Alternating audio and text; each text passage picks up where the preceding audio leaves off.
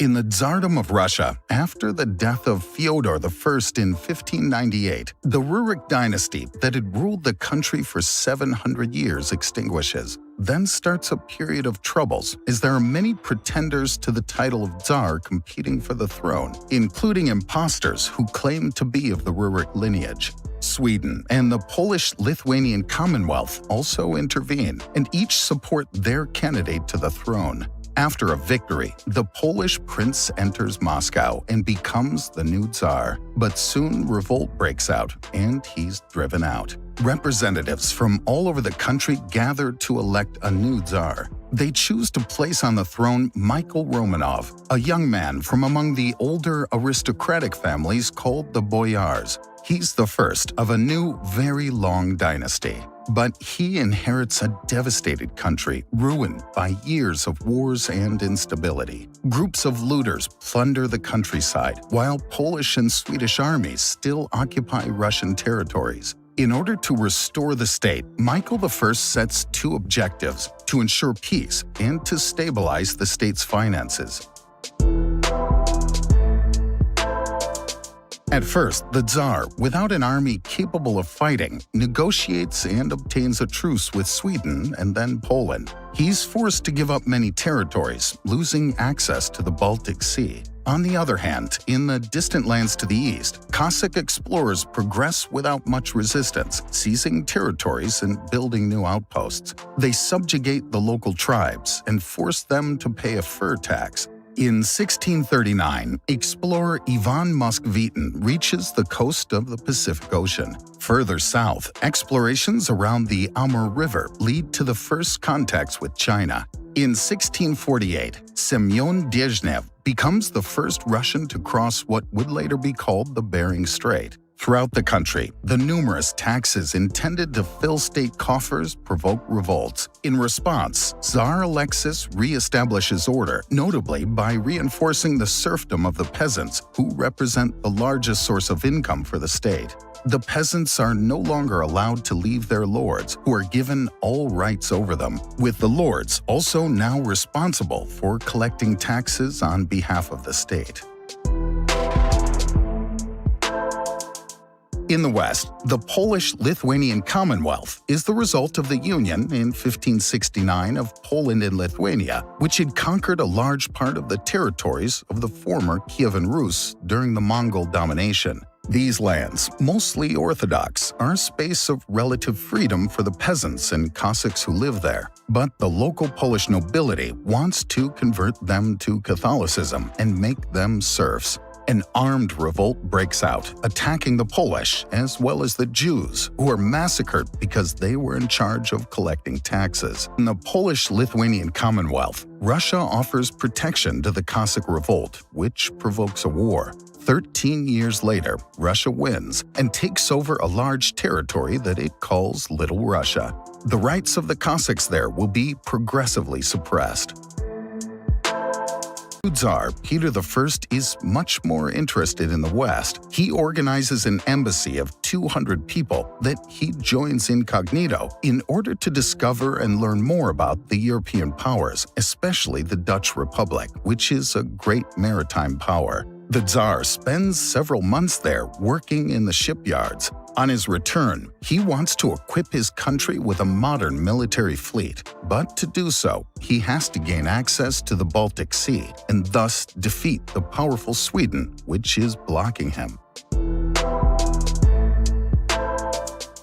After joining an anti-Swedish coalition with Denmark and Saxony, the Russian army besieges Narva, but is quickly routed by the Swedish army. The latter then moves towards Poland and Saxony, giving Peter I a much-needed respite to reinforce his army and resume the offensive. After a victory at the mouth of the Neva River, he decides to found there a new city, which he names St. Petersburg. In 1707, the Swedish army, having dominated its enemies, leaves Saxony and marches towards Moscow. But while Swedish reinforcements and supplies arrive from Riga, King Charles XII decides, against all odds, to branch off to Little Russia, where he counts on the support of the Cossacks and the abundance of wheat.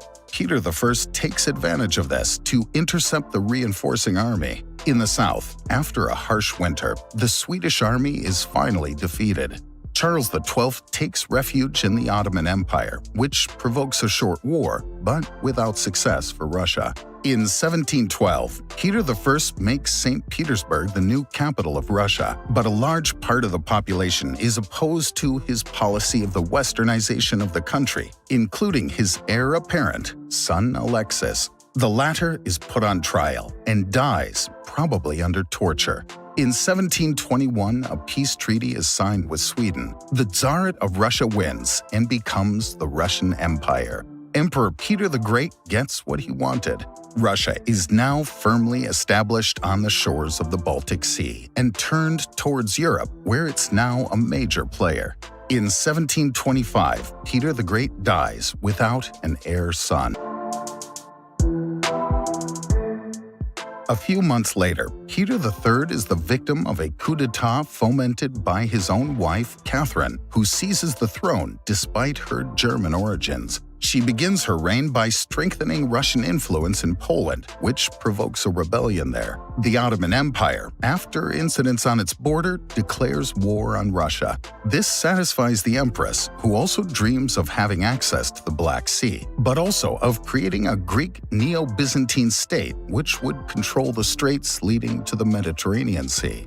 Russian troops enter Bucharest, while a military fleet from the Baltic Sea completely destroys the Ottoman fleet. Fearing an Austrian intervention against the new Russian domination in the Balkans, Prussia and Russia offer Austria a share between the three powers of 1/3 of the Polish lands. A peace agreement is signed with the Ottoman Empire. Russia occupies Crimea militarily, but in 1783 it violates the treaty and annexes the territory. Many settlers arrive there, driving out the Muslim population. The military port of Sevastopol is founded. Then, after a new victory against the Ottomans, the port of Odessa is established. In the north, Poland is now entirely partitioned between its neighbors. Russia obtains many Slavic and Baltic territories, but the country is now a neighbor of two great Germanic powers. In 1796, Catherine II, also known as Catherine the Great, died. After the death of Nicholas I and the peace signed by Alexander II, Russia realizes that it's far behind in development in the military, economic, industrial, and agricultural spheres. The new emperor decides to reform and modernize the whole country. He first accelerates the development of railroads to facilitate access to remote regions and their resources. In the Far East, taking advantage of China's decline, Russia pushes back the border to the Amur River. Alexander II then frees peasants from serfdom, but they are now linked to their communities and must go into debt to buy back the land they cultivate.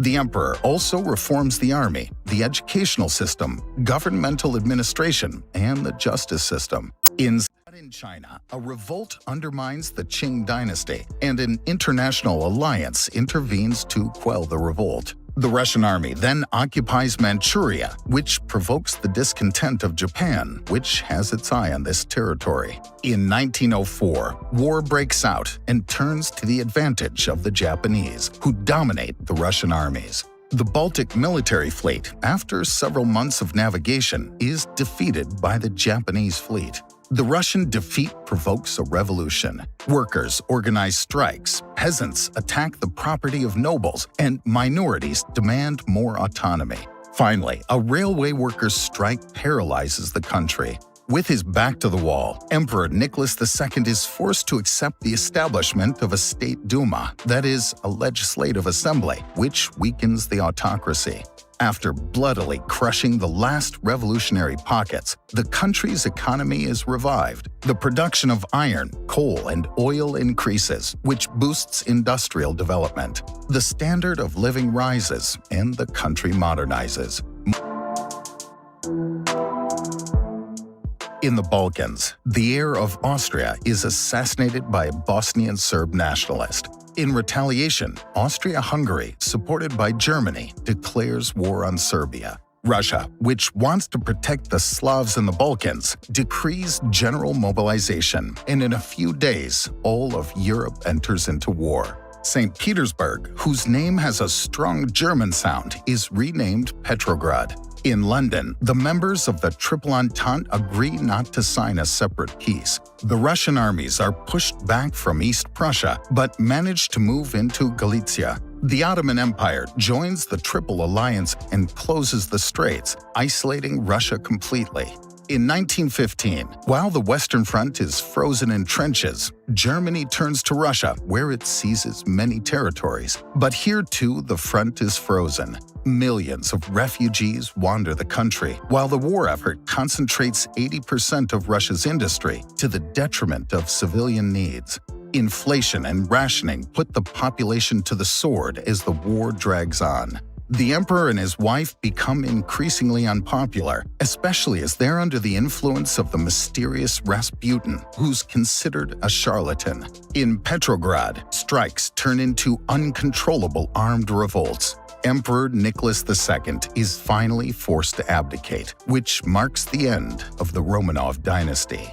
A provisional government managed by the State Duma takes over. It tries to ease tensions, but chooses not to sign a separate peace with Germany. The war continues. The discontent within the population, too. A few months later, during a second revolution, the Bolsheviks, with Lenin at their head, seize power and directly sign a ceasefire with Germany.